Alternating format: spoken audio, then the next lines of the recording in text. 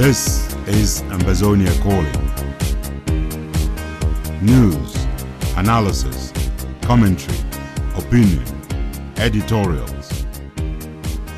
Ambazonia Calling is a co-production of Africa Freedom Network, the Missions Tribune, and Compass Free Press.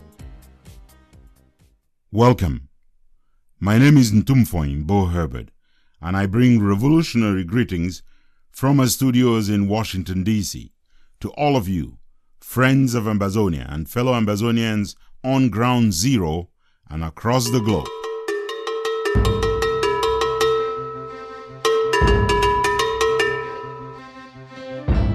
At a press conference this week, Archbishop Samuel Kleder ridiculed the high score attributed to incumbent President Paul Biya. This is Willibrod Ade. The tyrant who is getting so much love from Britain and America has been in power for 36 years, staging election holdups and constitutional coups in order to hang on to power. This is Brooke Stone. The only people who can defeat Ambazonia's quest for independence are Ambazonians. Lambert Mbom for Ambazonia Calling. It is extremely hard not to link Britain's quick endorsement of another Biya stolen victory at the polls to the trade deal for oil and gas which the UK's trade minister sealed last June during a visit to La République du Cameroun. This is C. Ajimbo Ambe. Multiple credible sources say the US will be using Dr. Neba Fontem, Dr. Simon Munzu, and Dr. Agbo Bala to sell whatever solution the West has settled on for the crisis between Cameroon and Ambazonia. I'm Innocent Chia. Colonial Cameroon this week drove a dagger into the heart of Ambazonia with the decree signed by Biya reorganizing the GCE board. This is Manjon Judambe for Ambazonia Calling. I'll be inspired by the Montevideo Convention in stating, let's democratically elect our leadership. This is Jude Agua Ozugen for Ambazonia Calling.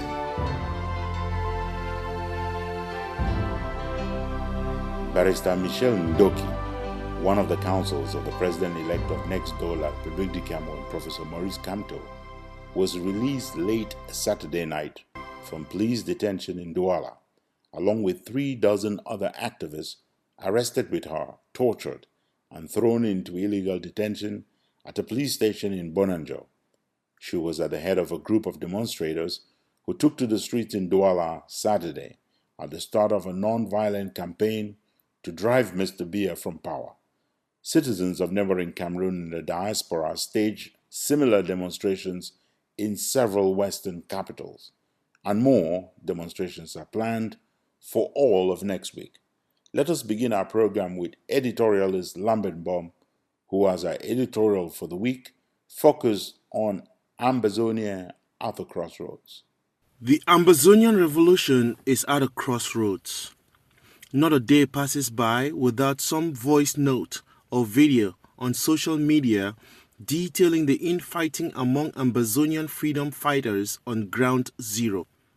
Sadly, some of that friendly fire is fueled by the many power drunk who are based in the diaspora but already see themselves playing king in BOYO. In the first act, since the theft of the election was cemented by his hand-picked Constitutional Council, Biya took the unfriendly decision this week of decreeing that the GC board will be hand-picked henceforth. It worked for the Constitutional Council, so why not at the GC board? As Ambazonia came under that fire, a strong lineup of federalists, tolerated and sponsored by you-know-who, started out on a globe-trotting tour. The low name of the tour is to undermine independence for Ambazonia by signing on to the wishes of those who think Ambazonians deserve to remain second-class citizens under colonial domination in another man's land. Statements by London and Washington soon after the Constitutional Council stole the election in favor of Biya suggest that the world's two oldest democracies prefer dirty pay-to-play oil, gas and defense deals over the right to self-determination and independence for Ambazonians. Only our people are left in shock.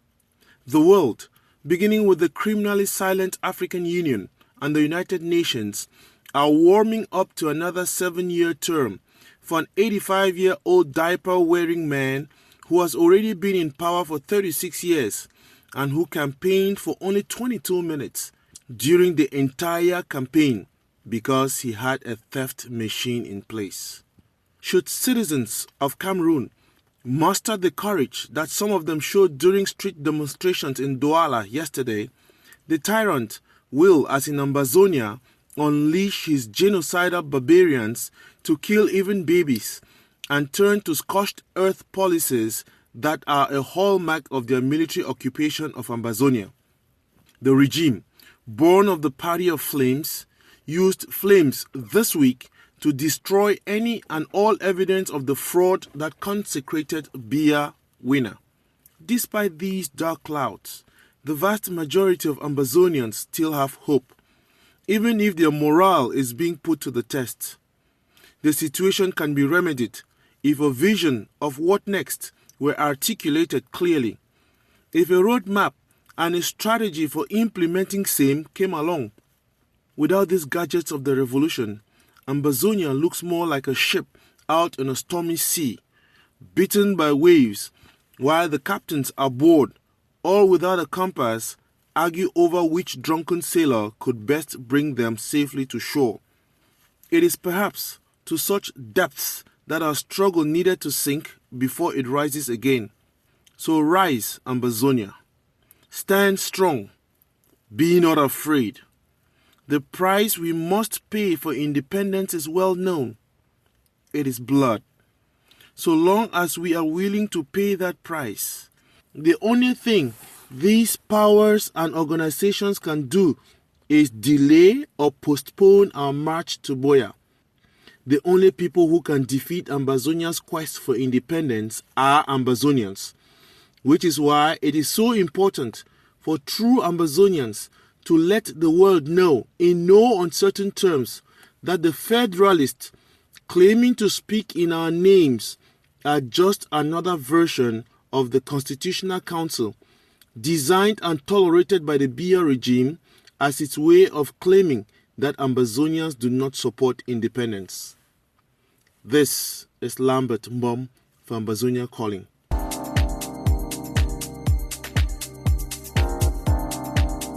This is Ambazonia Calling. Still ahead in this edition, we have The Devil Unmasked with Professor Emmanuel Tatamenta. We have a winner for the Nyamfuka of the Week.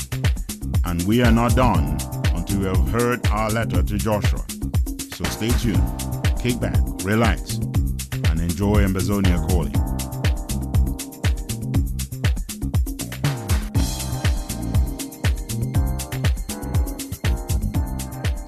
Journalist and activist Eric Tato staged a one-man protest at the very scantily attended Conference of Federalists, which held in Bowie, Maryland, here in the United States.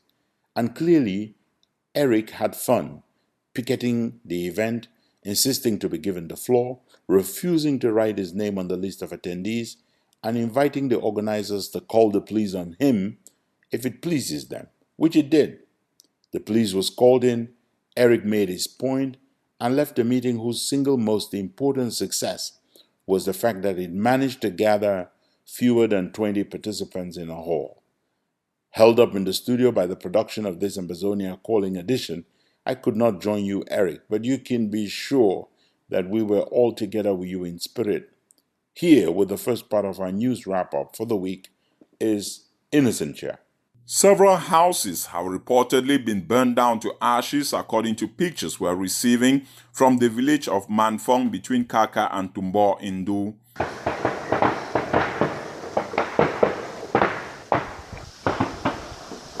La République du Cameroun soldiers invaded the village Friday night, breaking Saturday, even killing livestock on their way. Ambazonian warriors in Bui ambushed a contingent of colonial La République du Cameroun soldiers Friday after the occupation forces visited the Nsor Palace at Kovunfem, reportedly accusing the palace to be one of the hideouts of the Bui Amba warriors. That's La République shooting towards the road leading to Mbiame. They are shooting seriously. But our boys, they are there, they are doing their best. Barretta News reported heavy casualties on the part of Cameroon soldiers but could not confirm an exact number. Sources confirmed that the Tigers of Ambazonia took down as many as 7 forces of La République du Cameroun before going on a tactical retreat early in the week in Isu in the northern zone. Meantime, the Tigers are reporting the unfortunate attacks on their camps by other Ambazonian fighters loyal to the IG group of Chris Anu and Dr. Sako, who have reportedly promised in negotiations with La République du Cameroun and the US government to bring an end to the fighting and to facilitate federalism talks. On his first trip out of La République du Cameroun since he was arrested, abducted, jailed, tried in a military kangaroo court, found guilty and eventually released on a presidential pardon, Dr. Ntumfoyn, whose passport was seized by the government of Cameroon, is on a leash touring the US with Dr. Simon Munzo. Multiple credible sources say the US will be using both men and Dr. Agbor-Bala to sell whatever solution the West has settled on for the crisis between Cameroon and Ambazonia. Department 3, the Superior Court is now in session. The Honorable Thomas Ashford III, Judge presiding. Please be seated. Come to order. The British government has lost its bid at the second hearing in a court of competence in London to have the case of Southern Cameroons versus Britain dismissed in a British court of law. All rise.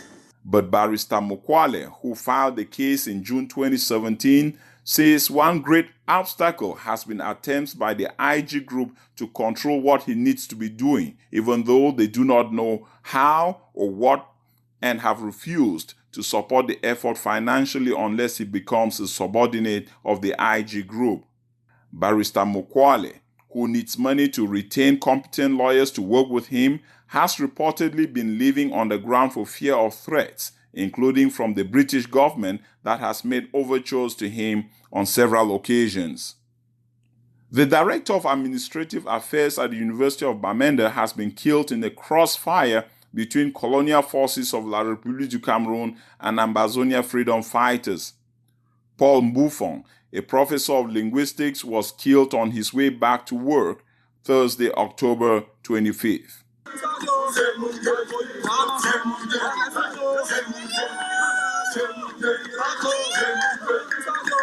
According to a report by the online publication Business in Cameroon, the federal government of Nigeria has launched a military operation in the Cross River State, bordering Ambazonia's southern zone, to reportedly cut off routes for the supply of weapons and the recruitment of Nigerian mercenaries by Ambazonian restoration forces. Already, 3 former African heads of state, Thabo Mbeki of South Africa, Olusegun Obasanjo of Nigeria, and Laurent Gbagbo of Côte d'Ivoire have called on President Paul Biya of La République du Cameroun to leave power before it is too late. You are listening to Ambazonia Calling. Stay tuned for more stories, analysis, and informed commentary. I am Innocent Chia.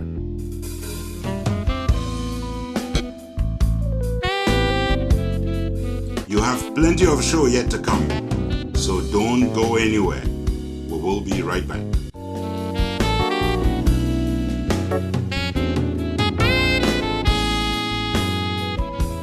Dr. Chuayaba, leader of the AGC, shared thoughts Saturday with fellow Ambazonians via the online platform Facebook, discussing his disgust at the arrogance shown by Professor Maurice Kamto towards the existential fight by Ambazonians, explaining why colonial occupation by Cameroon has become both impossible and unprofitable. Here's Dr. Chuayaba. And when you listen to Mr. Kamto, you would come to understand neither Kamto or C, nor any other political leader who vied to become president of Cameroon, has a different position from that of Mr. Biya. Kamto even went as far as saying, there is no need for us to resist, even when Mr. Biya declared war on us on the 30th of November 2017 at the airport. Let me put it this way. Cameroon's economy is crumbling. Cameroon's economic hold on Ambazonia has crumbled. Ambazonia is ungovernable, which means the political actors like the DOs, the SDOs, and public administrators that were sent to legitimize the political occupation of our country, these men have virtually escaped from Ambazonia. They kind of teleguide their own political governance from across the Mongo and Matazan. When you look at the other premise of the legitimation of occupation, physical occupation, Cameroon is present in pockets where you have the military, they are all hunkered down in their barracks. They bring in special forces like the B to attack us. When you look at the other aspect of political occupation, which is profit, CDC is locked down. Timber exploitation has fallen for about 40%. And so the occupation is no longer profitable. Cameroon is losing. Even with these facts in front of Mr. Kamto, he was so arrogant to believe that Ambazonia is not going to win. And so there is no reason for us to resist against the declaration of war on our people. Resistance for us is not about winning. Resistance for us is about surviving. And if you have a presidential candidate who thinks we do not have a right to survive under the brutality of his own country for 57 years.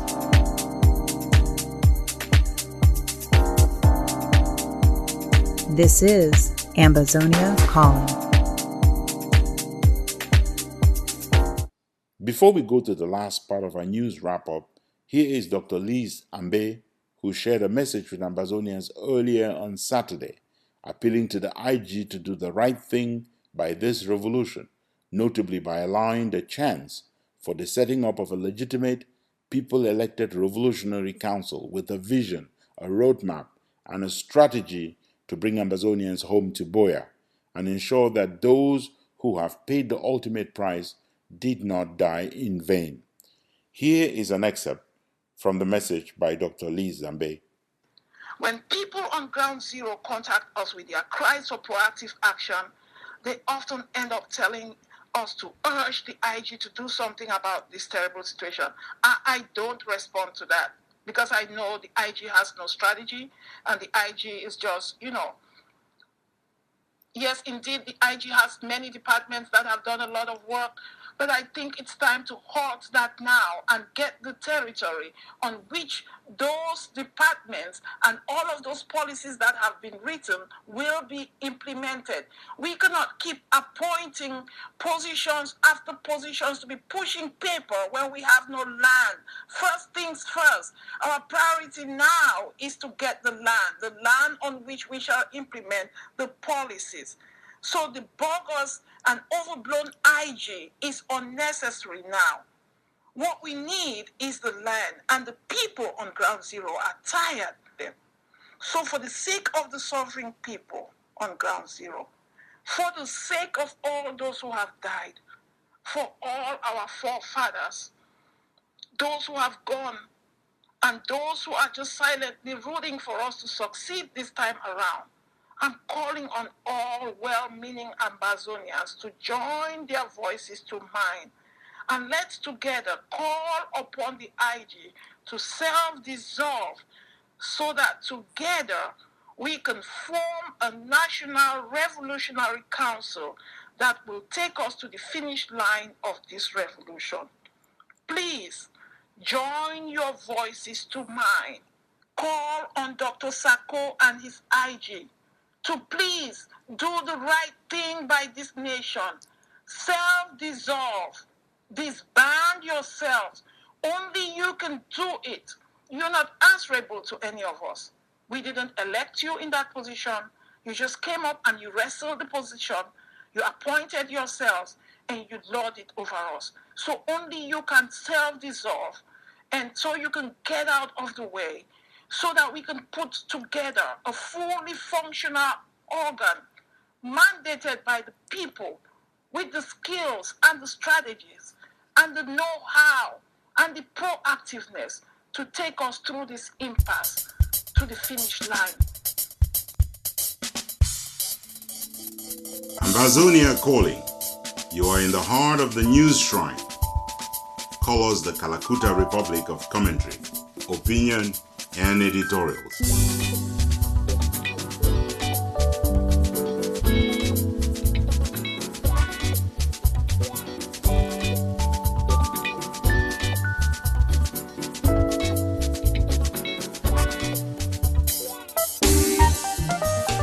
Here now is Innocent Chair with the second part of our news wrap-up for the week.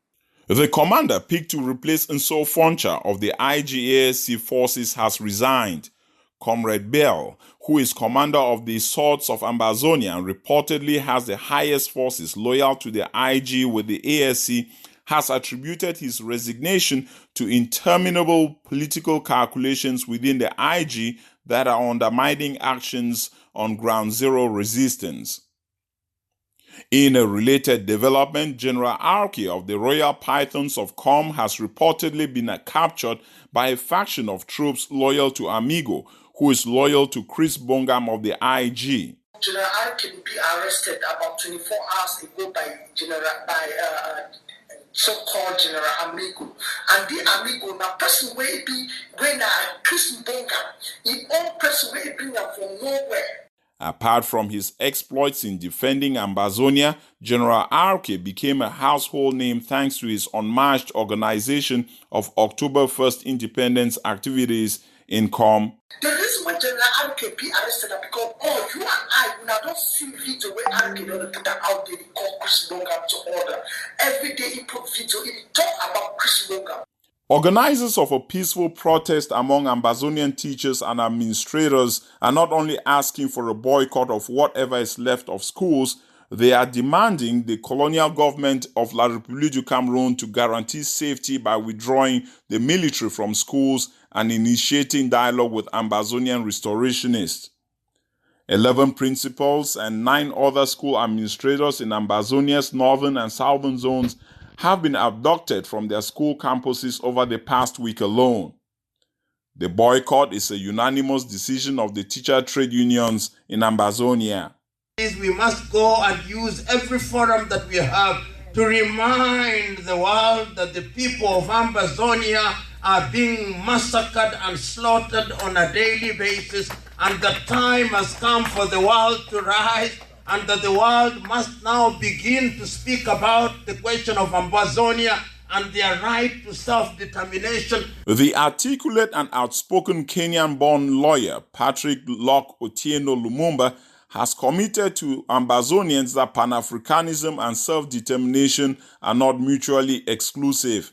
It is very easy, and I've heard some of those who do not believe in the crusade that we are carrying on for the people of Southern Cameroon say, how can you possibly be talking about the unity of Africa and yet you are speaking about the self-determination of the people of Ambazonia? I'm telling such individuals that self-determination and unity are not mutually exclusive. Africa will be united, but she cannot be united under false. He was speaking to a full house at a town hall meeting last Saturday in Maryland, where he encouraged believers not to give up now or ever. It is our duty, therefore, to shout from every rooftop, from every forum, within and without the continent of Africa, to remind the world that in a place called Ambazonia, genocide is being perpetrated. Instead, he said, Ambazonians must see Goliath through the lenses of David as a big target that is hard to miss. You read the Bible, the only reason why David killed Goliath is because while everybody thought that he was too big to defeat, David knew that he was too big to miss. So we must, in the nature of things, embrace the spirit of David. Radio France Internationale, RFI, is reporting that the U.S. threatens to refer the Biya regime to the UN Security Council if he fails to call for dialogue. Although France, the UK, and the US congratulated Biya, messages have been perfunctory and laced with not-so-veiled warnings for Biya to negotiate a peace with Ambazonians. And finally, Protesters have been arrested across the border in La République du Cameroun in ongoing protests called for by Professor Maurice Kamto, the MRC candidate who won but lost the presidential election to Paul Biya. The Nelson Mandela Non-Government Organization, one of several organizations whose election monitors were rejected across the board by the competent accrediting bodies, decried the elections as fraught with intimidation, ballot stuffing, disenfranchisement, and outright insecurity that should justify for cancellation, especially in southern Cameroon. Innocentia, Ambazonia Calling.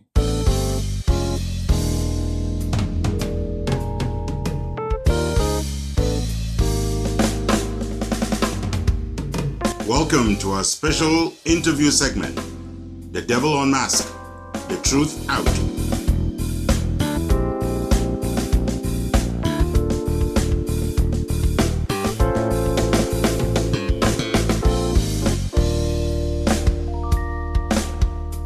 Welcome, Professor Emmanuel Tatamenta, to The Devil Unmasked. Thanks, Ntumfoyn, for your generous introduction and welcome. With the elections stolen by Mr. Biya, I guess we should dedicate this segment to stopping the thief. Do you agree? And let us jointly unmask what lies ahead, giving the seventh time the devil Mvomeka has resurrected according to the staunch belief of all blood-sucking Freemasons. How on earth can a people overwhelmingly reject the devil at the polls, and yet every time they think they have seen the last of him and his regime, he seems to reincarnate anew? Ntumfoyn, Lucifer Biya Paul tenaciously clings to power and refuses to step down even when his beleaguered people in the Satanic Republic of Cameroon get fed up with him, as demonstrated by the last 7th October election without choice. One telltale sign is he somehow gets this absurd notion that the Satanic Republic of Cameroon belongs to him and he alone, his family and future progeny, and must rule forever along with Betibulo Fangomi-handed ethno-gangsters.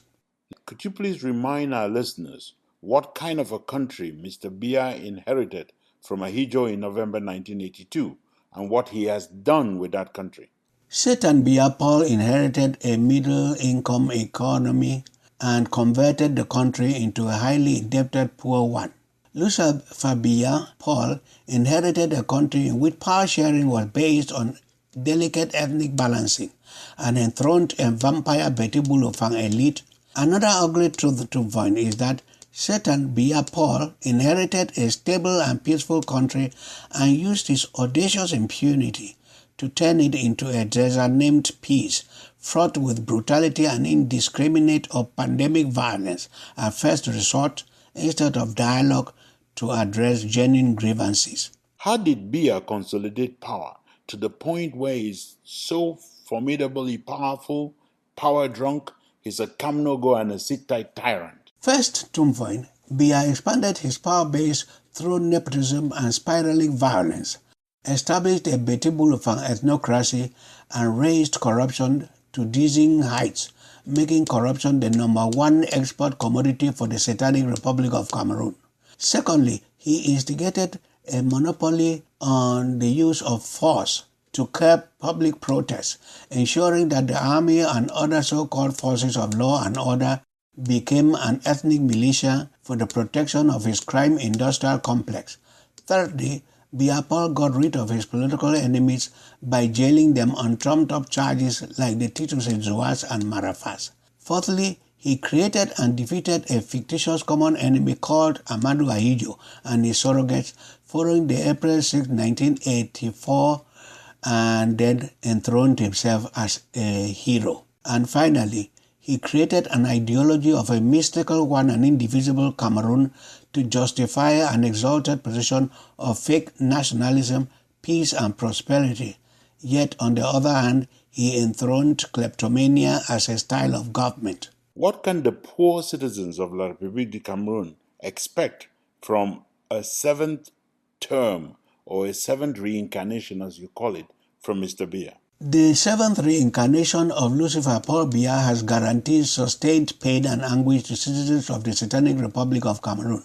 The Satanic Republic of Cameroon is certainly going to move from war of words to war of stones to increase massive abject poverty for the majority and national decay supervised by iron fist rule. Lucifer Bia Paul will drill into the docile and odd populace that he is present everywhere. He is larger than life cutouts and huge banners in streets and offices. Isn't it the case that the Biya regime is less secure than it pretends to be? As an insecure head of state, Biya Paul will surround himself with clinging sycophants or loyal Lucky supporters like Herbert, Isa Chiroma, and Natangajis, others drawn from his own villages or electorates. Satan Biya's other supporters and henchmen will simply be bought. Soldiers with fat paychecks and perquisites, citizens with abundant alcohol that has become essential commodities in the Satanic Republic of Cameroon, journalists with cash handouts, hollow intellectuals, opposition leaders, and lawyers with big government positions, appointments as head of foreign missions, and luxury cars to enable them sing the hosannas of demonism. Now tell me, what use do you think the United Nations still is to the cause of getting to a free Ambazonia? Ntumfoyn, what I'd like to say here is this. The United Nations must be pushed to redress the failed independence by joining of its Resolution 1541 and reenact its Resolution 1514 that accorded unconditional independence.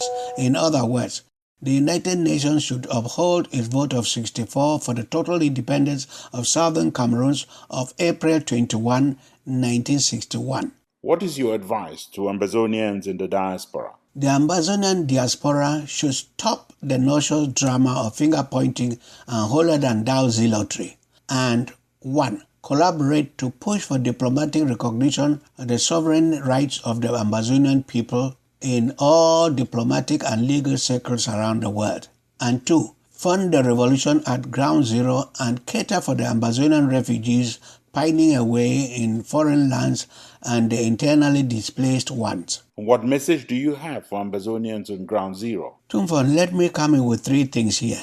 The Ambazonian fighters at ground zero should always place the mission of total independence of their homeland first. Secondly, they should never accept defeat. And finally, they should never quit. Thank you very much, Professor Tata Menta, for joining us. Have a wonderful week. Ntumfoyn, thanks for having me.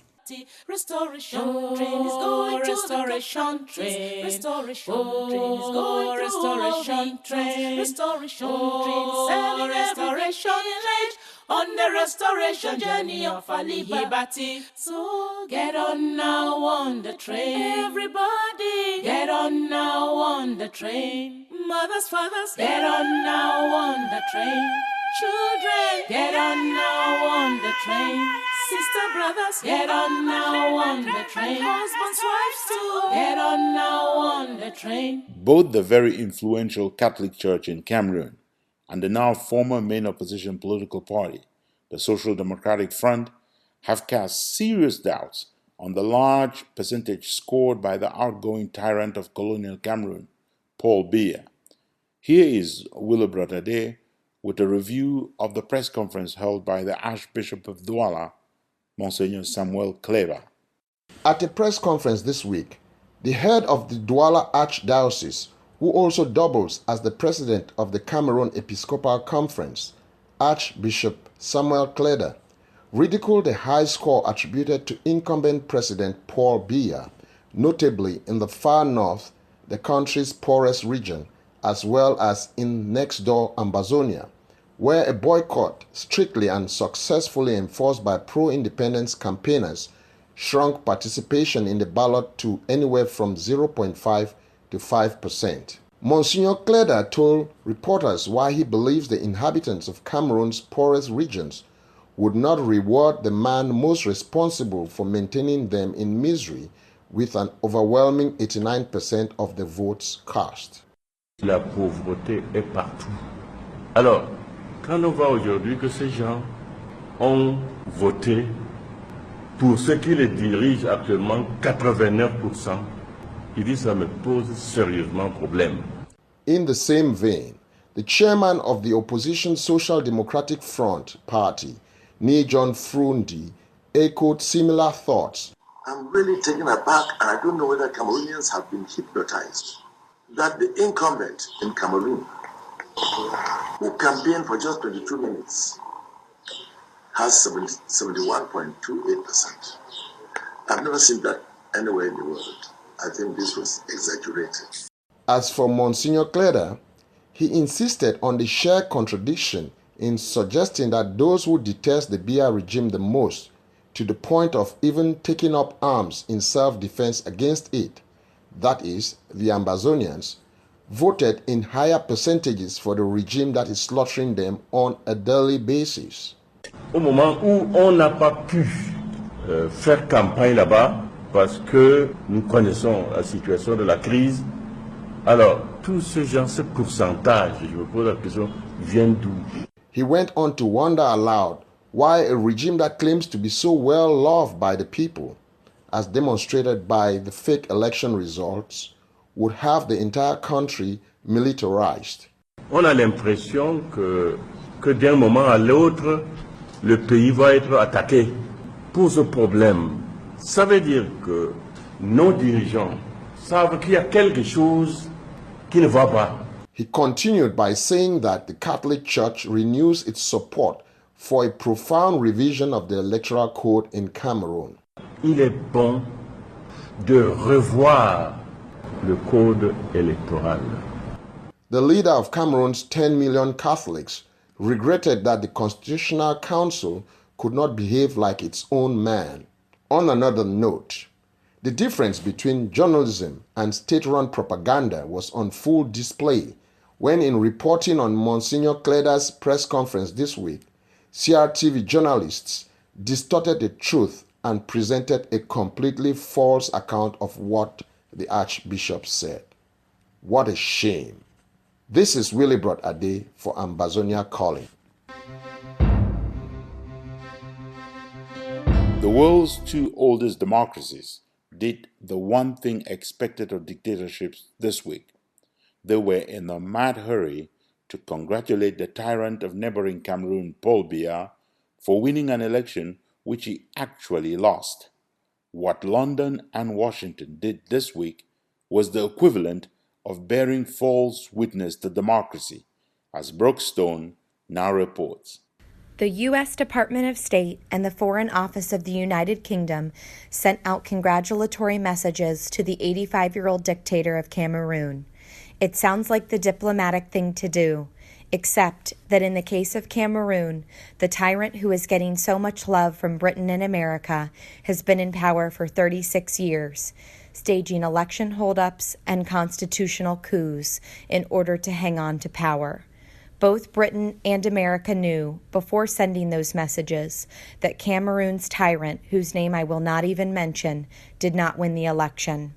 In London and Washington, they knew long before the vote that the ballot could neither be free nor fair. That is why neither Britain nor America sent any election observers. Even members of the dictator's hand-picked Constitutional Council gave the impression that they were not just there to rubber stamp the victory of their boss. Britain and America had no such second thought. Washington and London were in such a hurry to congratulate the tyrant of Cameroon that they nearly beat the dictator of neighboring Equatorial Guinea to the roll call of those who stand with tyranny in Cameroon. Sadly, what America and Britain have just done is no accident. The regime they congratulated is spending hundreds of thousands of dollars a month in lobbying, legal and public relations firms to obtain exactly what kind of whitewashing. It would be a shame to even think that officials in America's and Britain's diplomacy are defending tyranny, not democracy. They are anxious to crawl into bed with tyrants rather than stand with those who are risking their lives to foster democracy, advance human dignity, and uphold freedom. It is sufficiently sickening to know that just 4 months before the election, the British Trade Minister was in Cameroon, sealing oil and gas deals worth many millions of pounds with the dictator. Despite horrendous human rights violations, perpetrated in large part by an elite force of Cameroon trained and equipped by American Special Forces, the Pentagon promised ahead of the election to continue to work with the regime. The question begging to be asked is this: why should Ambazonians not believe that this is pay to play? This is Brooke Stone for Ambazonia Calling. After the election, where them do, we still they wait for the change. All the promise when they make, it don't be like saying I fake. Where the money, where the food. Britain's Minister for Africa, Harriet Baldwin, was on the BBC this week, trying desperately to explain how and why the United Kingdom was so quick to congratulate dictator Paul Biya for another stolen victory at the ballot box. Here is Barrister C. Ajimvuambe with a response to Minister Baldwin. It is extremely hard not to link Britain's quick endorsement of another Biya stolen victory at the polls to the trade deal for oil and gas which the UK's trade minister sealed last June during a visit to La République du Cameroun. Interviewed by the BBC, Minister Baldwin fumbled for words to explain if it was indeed the appropriate thing for London to do. Yeah, we're very concerned about the reports that we're hearing and about some of the human rights violations. But why are you still congratulating him and saying it's a new government? It's not a new government. It's not a new leader. He's a sit-tight leader. He's been there for the longest time. 71% of the vote is a very bad sign in a context where in some areas less than 5% of people voted. Well, as you say, there was low turnout, particularly in the Anglophone regions. But the way forward in terms of progress towards peace on the ground is for there to be an agreement to stop following a violent path and to address the genuine concerns of people in parts of the country like the Anglophone regions. This week, the UK government demonstrated the extent to which it has no shame, having sold Ambazonia to slavery, to expressing concern, to be unable to go beyond expressing concern even as Ambazonians face genocidal violence at the hands of colonial La République du Cameroun. We have congratulated him on his re-election, but we have also in our statement said how concerned we are. Minister Baldwin, who probably thinks that Ambazonia can be sacrificed at the altar of Britain's oil and gas interests, the same minister who has not responded to numerous petitions from time immemorial on Ambazonia, told the BBC that they have called for dialogue. Anglophone region violence started to deteriorate is to encourage the Cameroon government to follow through in terms of what President Biya outlined at the beginning of the year and dialogue. Clearly, the issues around the separatist movement, the violence, particularly in the Anglophone areas, needs to be addressed through a political process, and we urge people to step back from this deterioration into violence. And just listen to her call on everyone to hold back, whereas that is exactly what Britain needed to do while an election thief was being heckled and hunted down. Instead of holding off and stepping back, Ms. Baldwin took sides with the thief, just as the mob took sides with Barabbas at the crucifixion of Christ. This is now a newly elected government, and the announcement has been in the last 24 hours that President Biya has been re-elected. What Britain needs to know is that all Ambazonians recognize the racism that is involved when it is possible for Scotland to hold a referendum on independence, but Ambazonians, because they are black and perhaps only good for slavery and colonization, have no political rights and only deserve to be slaughtered.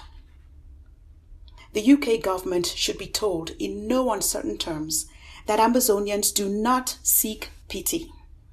We reject the concern they say they have. It is fake. It does not bring the thousands that have been slaughtered back to life to hear Ms. Baldwin say from her lips, certainly not from her heart, that Britain is concerned. The only concern that Britain really has is grave concern that an independent Ambazonia will remember this hour of treachery and may revoke the multi-million-pound oil and gas deal that London continues to sell Ambazonia for, and without any shame. This is C. Ajimvo Ambe for Ambazonia Calling. Papa, you don't overwork, oh. Today time you don't come, oh. First say you go rest, oh, Papa. Papa, you don't overwork, oh. Today time you don't come, oh.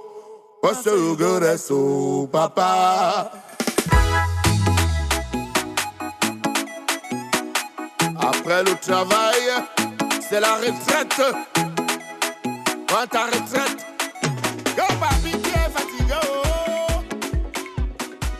The question asked most frequently among Ambazonians in the past, but also in the future, is what next? That question is often asked when vision is not shared and a roadmap does not exist. What next, you ask? It is a question we asked Tanyi Jude Agwa Ozogen to answer for us. Here is his report. The enforcement all across Ambazonia of the decision to stay clear of the elections of last October 7 was so effective that many of the most relentless and often hair-wire detractors of Ambazonia, notably federalists and unionists, were struck dumb. The boycott, coming hard on the heels of celebrations marking the proclamation of the independence of Ambazonia, rallied and reassured Ambazonians. The courage of the brave ones on ground zero propped up a sagging diaspora population reeling from constant bickering and infighting. But when it was all done, the question remained, what next? Yes, Ambazonians sent a loud and clear message that we want out of any union with La Republique. Just how shall that be achieved? In other words, what next? How do we build a war and make La Republique pay for it? Legal luminaries of Ambazonian descent, including those who have shown little support to the pro-independence movement, made an ironclad case before the Constitutional Court on the sham election, having done more to recognize Ambazonia and confirm effective separation. Ambazonians, led by those legal luminaries, joined in on claiming de facto statehood. The 1933 Montevideo Convention on the Rights and Duties of State lays out 4 criteria for statehood. Ambazonians with ears, listen. The 4 criteria are: first, having a defined territory; second, having a people or a permanent population; 3, and I want Ambazonians with ears to listen to these 3rd criteria carefully. The 3rd criteria laid out by the Montevideo Convention is for the people and territory to also have a democratically elected government. The 4th is the ability to enter into foreign relations. In 1948, Philip Jessop, a prominent international law professor and a future judge on the International Court of Justice, reiterated the aforementioned 4 qualifications of a state. It is Herge Lauterpacht, a Polish British lawyer and a judge at the International Court of Justice, who opined that it is when a political community has fulfilled these conditions for statehood prescribed by international law that the other states are under a duty to recognize that community as a state.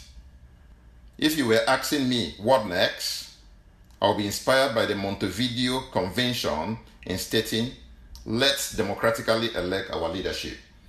This is Jude Agwa Ozogen for Ambazonia Calling.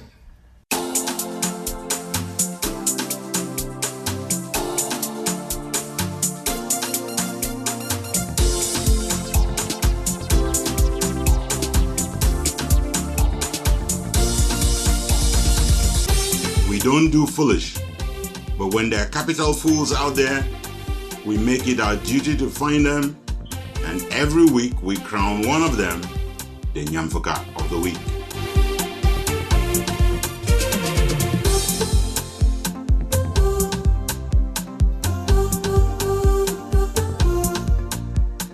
It was another hectic week with many people working hard, as bizarre as that sounds, working very hard, I was saying, in order to be nominated for the crown of stupidity.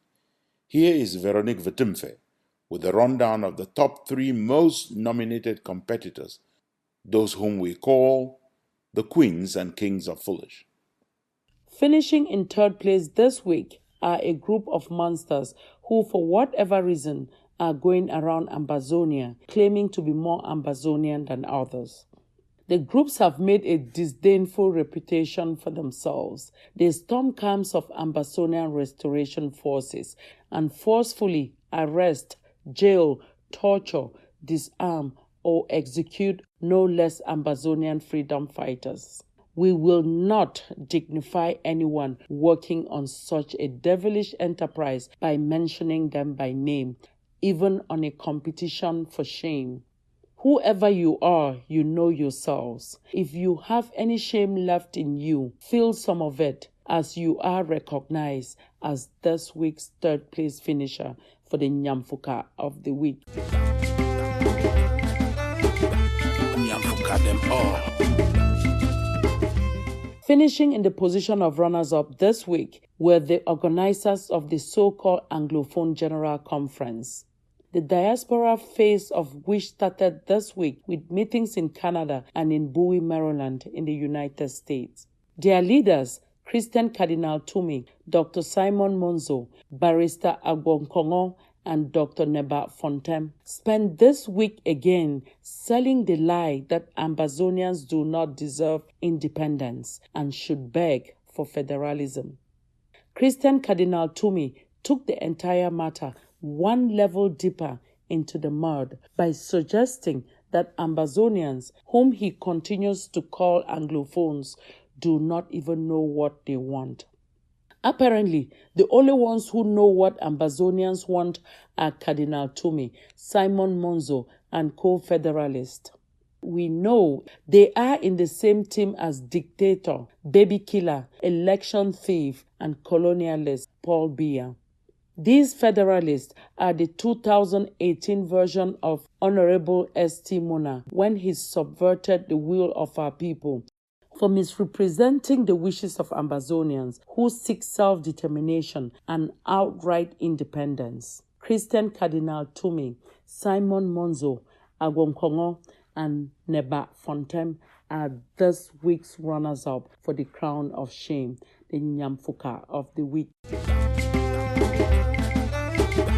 Nyamfuka them all.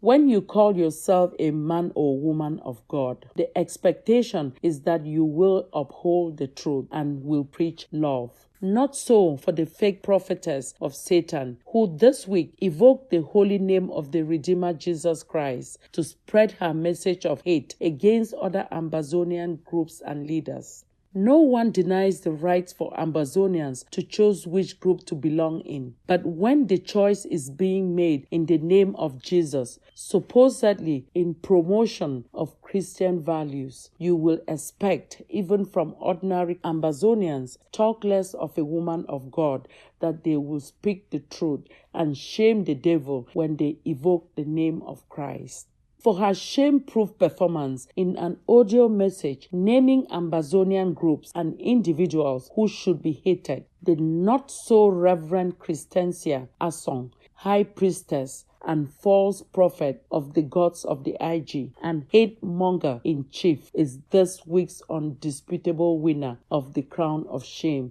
the Nyamfuka of the week. This is Veronique Vetimfe for Ambazonia Calling. Them all. Colonial Cameroon tried very hard and on numerous occasions before to destroy the Anglo-Saxon system of education. Each time they tried, Yaoundé thought the system had long been killed and buried. There has only been one problem with that plan to kill the GCE. The GCE system knows a thing or two about resurrection, as Barrister Manjong Jutambe now reports. After 57 years of trying to colonize Ambazonia and force Ambazonians to renounce their Anglo-Saxon identity, Colonial Cameroon this week drove a dagger into the heart of Ambazonia with the decree signed by Biya reorganizing the GCE board. After much consultation with GCE haters like Jacques Famindongo and sellouts like Nalover, the GCE board is now supposed to be just another francophone parastatal. Henceforth, the registrar of the GCE board shall wield the same powers as a general manager of a state corporation. To prevent Ambazonians from drinking from the same fountain of knowledge that has given birth to what Colonial Yaoundé considers rebellion against its authority, Biya is bent on unteaching our people. Henceforth, everything will now be done by decree. He shall be appointed by the head of state for a period of 3 years, renewable once. The new GCE parastatal, if Ambazonians are foolish enough to let it survive, will kick out true representatives of parents and students in favor of the representatives all decreed by Colonial Yaoundé, in the same way they decree members of the Constitutional Council and everything else. Its council, formerly composed of 17 members, shall henceforth be known as the Board of Directors, with only 7 members, including a staff representative. All representations of missionary schools and parents' associations have been suppressed. The regime proves its disregard for students by deciding to scrap examinations that students are currently studying for. The October 22nd presidential decree suppresses the GCE technical, foreign examinations, baccalaureate technique, and related examinations in English. They will be replaced by new exams decreed by the tyrant. The same decree introduces new examinations in technical education. The Biya decree takes the fight by Ambazonians one more notch up. Fascist Biya has decided that in putting out the fire already burning in Ambazonia, what is needed is not a hose and water tank. Rather, his arrogant decree demonstrates a strategy consisting of dumping more fuel onto the raging flames. That at least is what trade unionists in the education sector in Ambazonia are already predicting. This one now is something that is going to be proven. It is a very, very big error that is being made on the part of the government, because the text putting in place is standard, and anything out of it now will not actually work in the right direction for that organization. We will be delayed, but we cannot accept it. That was it. Biya is doing to Ambazonia what France has taught him. As part of the cooperation accords signed with France on 26 December 1959, Colonial Cameroon surrendered any right to conceive an education policy of their own. France has dictated that policy to Cameroon from Paris since that country obtained what it pretends to be independence. Biya's decree is Colonial Cameroon's announcement that they intend to do no less to Ambazonia. There are fights, and there are fights. The one that tyrant Biya has just reunited over the GCE board is as existential as the restoration of independence of Ambazonia. I'm sure that I'm not letting the cat out of the bag by stating here that Yaoundé must be ready for the fight they are begging for, given the fact that this particular fight involves the lead actor, Ambazonia, having to go up mano a mano with the chef bandit, Biya. This GCE board fight just may be what our people call the last fight in the bloody movie titled Ambazonia, Live Free or Die Trying. This is Manjon Judambe for Ambazonia Calling. Here is our letter to Joshua.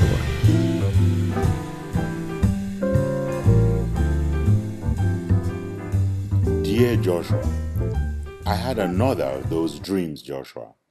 You were in it, haunting my sleep, you son of the devil. In the dream, God appeared to me, and I was not going to let him go without asking the one burning question that every citizen of the Banana Republic of Angola would like to ask their creator. And I don't mean creator in the sense of Famandongo.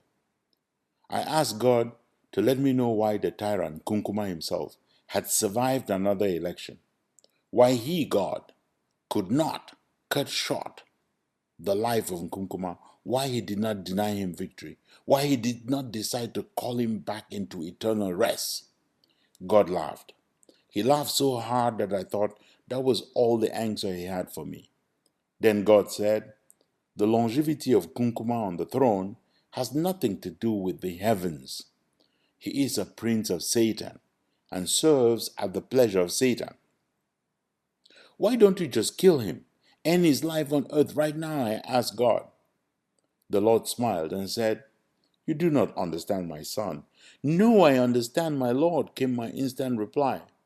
Just send death to the man, and you will trigger a big festival, a big feast all across the Banana Republic he has misruled for nearly 4 decades. God again very calmly explained that he was not the God of dead. I call people back to heaven, to eternal life, not to death, God said. Satan has dominion over those he rewards with death and calls back into everlasting damnation. By this time, I had a feeling that God was going to disappear any moment, so I rattled out the next few questions that I still had. Shall you ask Satan to call Nkunkuma back to hell? Then I pleaded with God. The Almighty shook his head in denial. I will do no such thing, the Lord said. Satan has to decide when he has a fire fierce enough to welcome into hell persons who are required to burn in red-hot flames. That is where the dream ended, Joshua. I wish I could have asked God what success Nkunkuma hopes to have with fighting the professor who wants to take his place. I did not even get a chance to put in a question about the outcome of Ambazonia's war with colonial Cameroon. But you know what? I have no worries at all. I have faith. Our people are fighting a just and God-ordained war, and the God of justice will deliver our people from the captivity of colonialism. Sadly, when my dream came to an end, I realized I was right there in Douala. The city was soaking in its own blood. The barbaric army of Nkunkuma had descended on peaceful demonstrators and slaughtered hundreds in just one day of protest. Yet, the demonstrators would not stop. It turns out, Francophones have been attending Ambazonia school, even if they did not join in during demonstrations by Ambulanders. How do I know? Well, from the songs they were singing, for instance, they were chanting them Gokiwitaya. They were warning Nkunkuma that the people have and will not hesitate to evoke their right to self-defense should the terrorist forces kill any more people. They were terrifying your gendarmes and police officers by just saying Amba boys were arriving the next week to assist with the uprising in Douala. One of the lawyers who had been roughed up before my eyes turned around and told one of the police officers who slapped her in the face, I give you Amba boys. I don't know why Nkunkuma still wants to be in power. Who still wants to govern a banana republic that is in splinters with rebellions from north to east and all over Ambazonia? There was a time when governing was a great pleasure. Henceforth, it can only be a pain in the butt. After all, if Satan decides to delay the recall of bad presidents, does it not behove clients to dump the product? If Satan in hell does not do his job, then I must tell you that Satan in France will not fail the Banana Republic of Angola. We cannot wait. All the pleasure will be ours.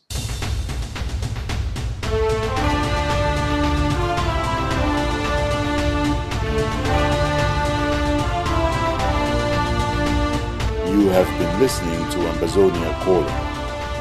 Our producers today are Ken Wanaku and Jeff McCord.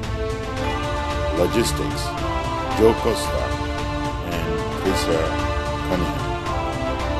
Our music is from Ken Wanaku, the monk from Balikumato, Vezekov himself. From Willie Ford, Namba legend of Blessed Memory. From Eric Matisse. And from Prince Adjoa Alem of Ajam Sonic Kitron, USA. Ambazonia Calling is a co-production of the Nations Tribune on the web at thenationstribune.com. Compass Free Press on the web at compassfreepress.com and of the Africa Freedom Network on the web at africafreedomnetwork.com. Next Sunday is another day. Until then, keep up the faith, keep up the good fight for the independence of Ambazonia. Stay humble.